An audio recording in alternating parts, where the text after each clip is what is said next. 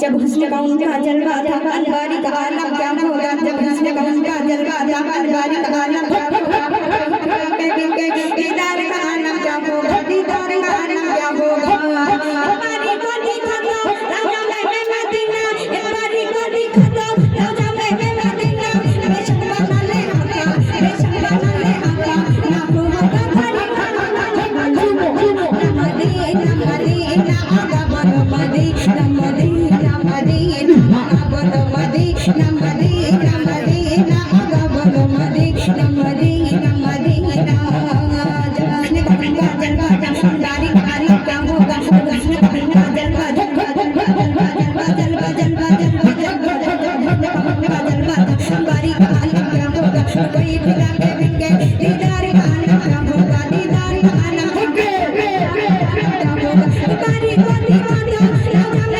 Medina, हमारी को दिखा दो राजा मैं मदीना, बेशक बना ले आका, बेशक बना ले आका, ना होगा मदीना बोलो मदीना मदीना मदीना बोलो मदीना मदीना मदीना मदीना मदीना बोलो मदीना मदीना मदीना बोलो मदीना मदीना मदीना बोलो मदीना मदीना मदीना। সবাই খুশি তো? ওকাপটা গাইলে আর আচ্ছা ঠিক আছে, এবারে যে কালামটি রিকোয়েস্ট করেছে সেই কালামটি পরিবেশন করব, তো শুনতে থাকুন। যে এই দুনিয়ার বুকে আমরা যদি কাউকে জিজ্ঞাসা করি যে নবী আগে না ফকির আগে, আমরা সকলে বলবো নবী আগে, তাই তো আমরা সকলে বলতে থাকি। আমরা সকলে বলতে থাকি যে নবী আগে হবে, কিন্তু আল্লাহ পাক মুসা নবীর দোয়া কবুল করলেন না। একটা ফকিরের দোয়া কেন কবুল করেছিল, কোন কারণে কবুল করেছিল, সেই কালাম আপনাদের সম্মুখে পরিবেশন করব। যদি আমরা মন দিয়ে শুনি তাহলে ঘটনাটা বুঝতে পারবো, আর যদি আমরা মন দিয়ে শুনতে থাকি, গল্প করতে থাকি, উৎকট করতে থাকি, হয়তো বোঝা যাবে যে সালমা পারভিন হয়তো ভুল কথা বলে যাচ্ছে। নবী সবার থেকে আগে হয় ঠিকই, কিন্তু নবীর দোয়া আল্লাহ পাক কবুল করলেন না। একটা ফকিরের দোয়া কেন কবুল করেছিল সেই ঘটনা কেমন করে বুঝিয়ে বলছে কবি, কেমন করে লিখছে, সেই উদ্দেশ্য করে সে লিখছে, মন দিয়ে শুনবে।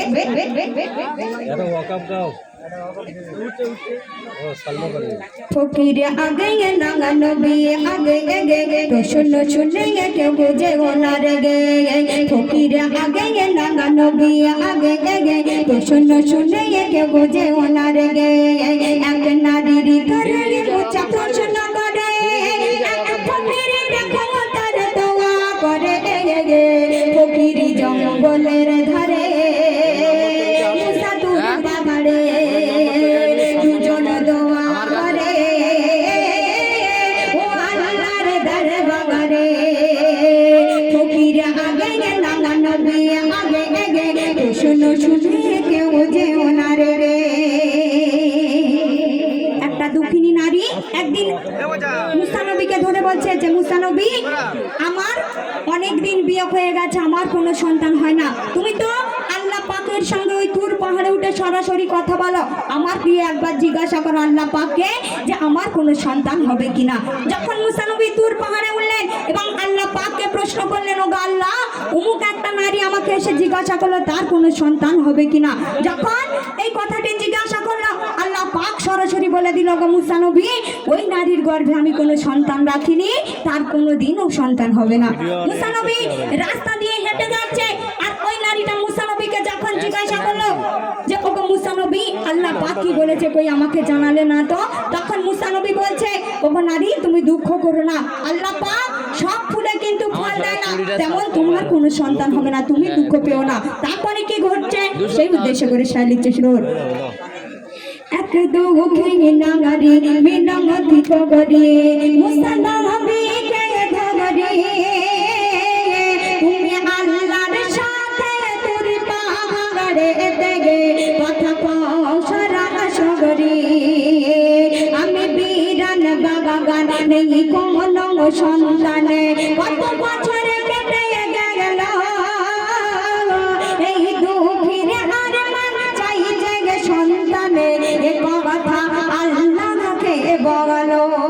তারপর মুসা ওঠে পাহাড়ের চূড়ায়, এ কথা আল্লাহকে জানায়। আল্লাহ বলে, হে মুসা, ওরে নসিবে কোন সন্তান রাখি না।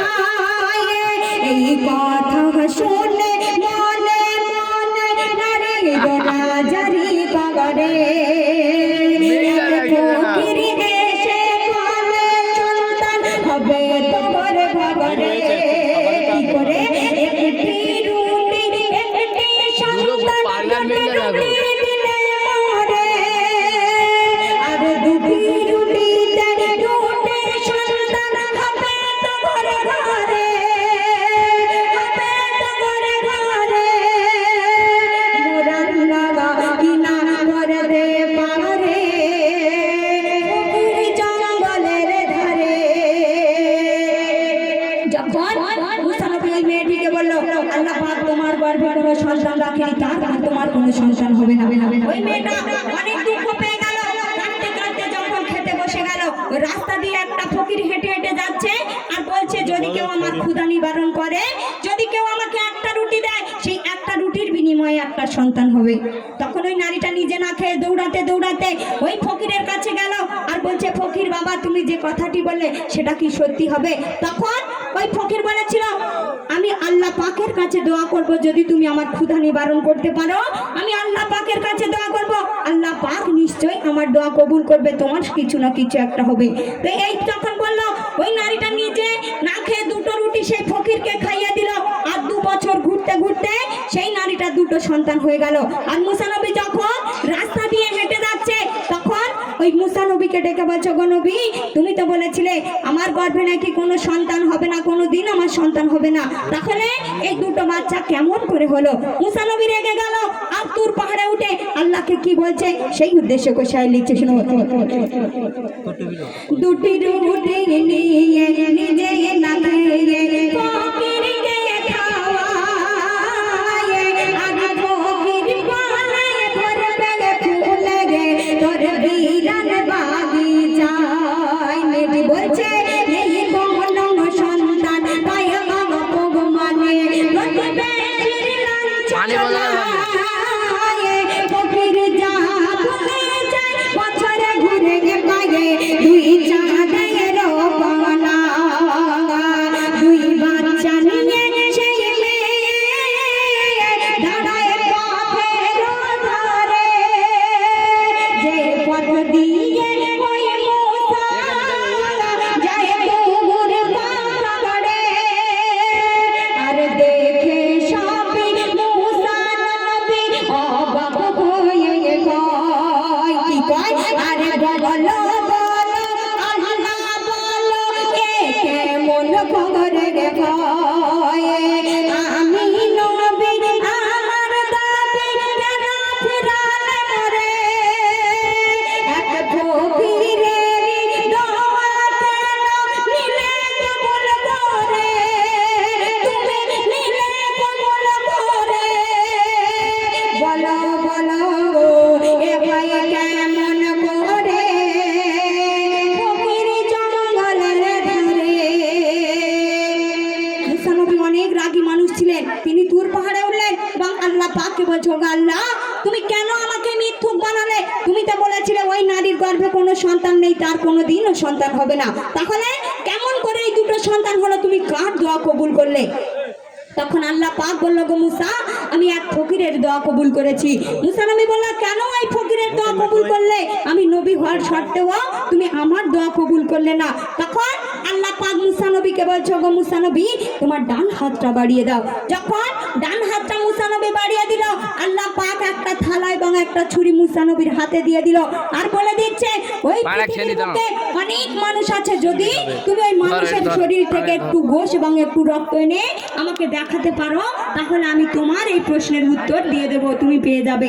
তখন মুসা নবী ওই ছুরি আর এবং থালাটা নিয়ে সমস্ত গ্রামবাসীর কাছে গেল, কেউ রক্ত দিল না, কেউ একটু মাংস দিল না। যখন সেই ফকির, একটা ফকির সিজদায় পড়ছে জঙ্গলের ধারে, ওই ফকিরের কাছে গিয়ে কি বলছে সেই উদ্দেশ্যে কবি লিখছে, শুনো।